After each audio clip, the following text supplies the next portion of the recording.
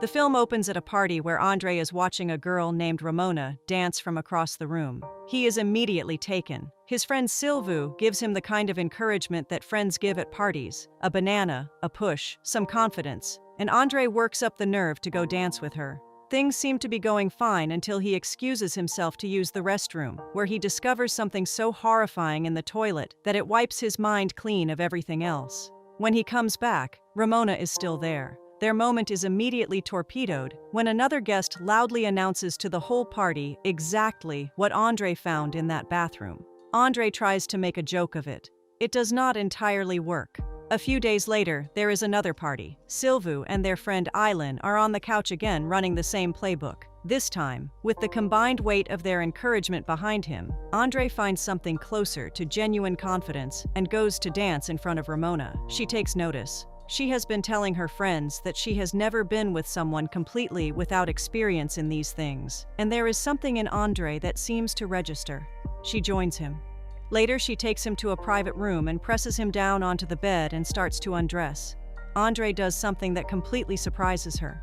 He stops everything and tells her how he actually feels, that he likes her, that he wants something real and not just a single night. Ramona is not prepared for this level of honesty arriving at this particular moment. She tells him she appreciates it. Then she leaves the room. She is not prepared to handle it either, just in a different way. The following morning, Silvu and Aylin are furious with Andre for what they see as an extraordinary act of self-sabotage. A few days after that, Silvu starts dating Ramona himself. Andre has no doubt this is at least partly designed to bother him. He confronts Silvu about it, and the argument escalates badly enough that Silvu punches him and knocks him out. Their friendship goes cold. Andre goes on vacation with his mother and ends up at a hostel where he meets Ramona, a blonde who works there. He tells her she is the most beautiful woman at the hostel, adds that he means except for his mother, and she laughs at this in a way that encourages rather than dismisses him. He asks her on a date and she laughs again. He reads this as rejection and starts to leave.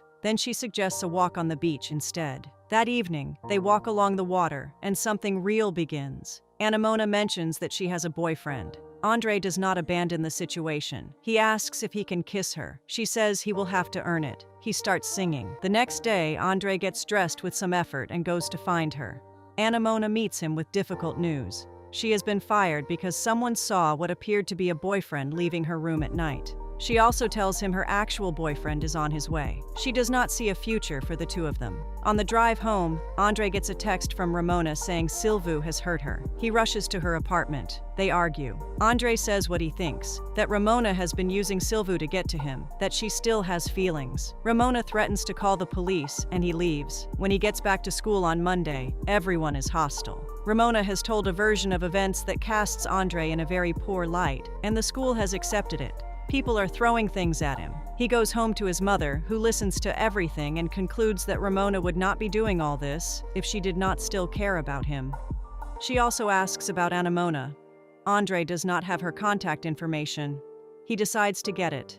He calls the hostel, claims he found a wallet belonging to a guest, and gets her number. He calls her and invites her for coffee, saying he will be in her area. She agrees and goes further. She offers him her couch instead of a hotel. He arrives and they go for a walk around the neighborhood, which ends in a public restroom, where things escalate past the boundaries of what restrooms are designed for. A security guard knocks on the door and wants to know what is happening inside. Andre, being Andre, tells him honestly. The guard punches him in the eye. The next morning they are showering together and Andre raises the question of her boyfriend. He asks if she has thought about ending it. She says she has not and does not intend to. They end things between them. Andre has to travel home from her city wearing only a towel and hitchhike from the roadside. Back at school, Ramona has now graduated to spreading rumors that Andre is gay and is secretly involved with Aylin. The school accepts this version of events readily. The only person who still treats Andre with any basic trust is Carla, who sits near him and has not made up her mind based on other people's stories. They spend an afternoon together. Carla goes to shower. Andre, demonstrating once again his very specific approach to awkward situations, puts on a sock and leaves before she returns.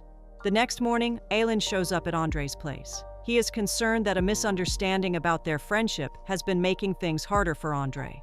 They come up with a plan. Andre changes his appearance, which produces an immediate and significant effect on his social standing. He sees Ramona at a coffee shop and approaches her with the new confidence. He asks if she wants to watch a film together. She says yes. He leans over and kisses her. At school the following day, she stays close to him all day. But Andre and Aylin have not dropped the idea of getting back at Silvu. They recruit Carla into a scheme. They put flowers on her desk with a note pretending to be from Silvu, in which he supposedly confesses romantic feelings for her. Carla believes it and publicly accepts, joyful and hopeful. Silvu, when confronted with this in front of everyone, rejects Carla in the most cutting and dismissive terms, mocking her appearance. Carla responds by announcing to the entire class that she was Silvu's first girlfriend, and then physically beats him while the class watches in stunned silence.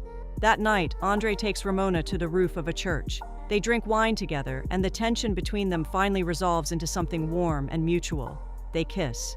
He suggests going to her place. She is cautious and starts listing comparisons to other people, but Andre tells her he is different. They end up at her apartment. Things start moving, and then Andre stops and tells her nothing is going to happen tonight. Ramona bites his finger in response to this.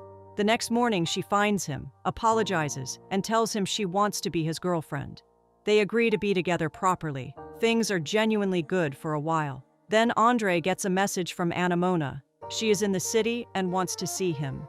He is with Ramona when the message comes. He tells her he needs the bathroom and slips out to go meet Ramona. He brings her back to his house and introduces her to his mother, who takes to her immediately.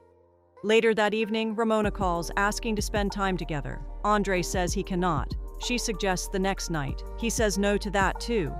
He tells her he has started seeing someone else and that she has been asking too much of him, and then ends the call with less care than the situation probably deserved. That night, he makes the choice that has been building. He stays with Ramona. Later that same evening, Ramona comes to his house anyway and finds him outside. In that moment, Andre explains himself properly. He talks about what he had hoped for with her, what he felt at the beginning, and then tells her honestly that he has met someone else and cannot continue what they have. It is the cleanest version of an ending he has managed to deliver. 3 years pass. Andre has become a recognized writer and his career is in a genuinely good place. He is with Ramona and it is working.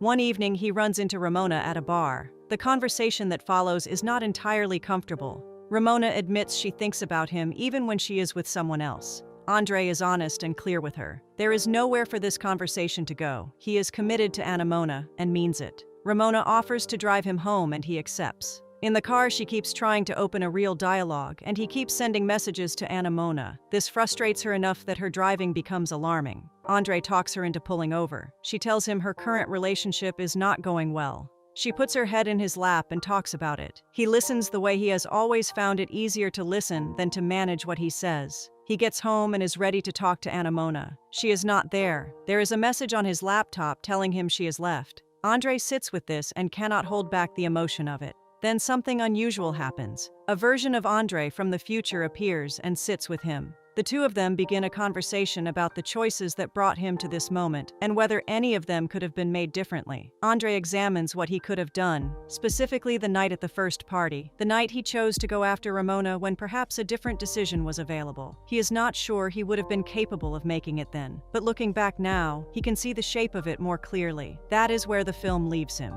sitting with the possibility that knowing yourself better is itself a form of progress, even when it arrives too late to change anything specific.